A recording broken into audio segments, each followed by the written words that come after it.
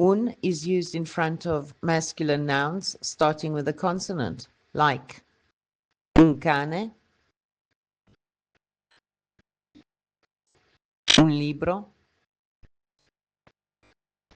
or un orologio. Uno is used before masculine nouns beginning with S and a consonant, GN, PN, PS, Z, or Y, like uno scoiattolo, uno gnomo, uno pneumatico, uno zaino. Una is used before feminine nouns beginning with a consonant, like una casa, una penna,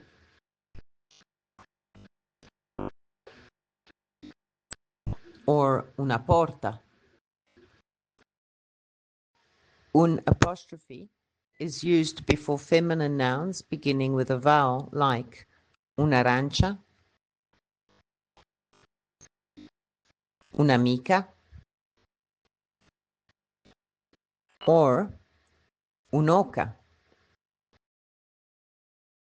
It is worth noting that the Italian indefinite article is also used in all its forms as the number 1. It is also the only number that changes. Contact us for more information.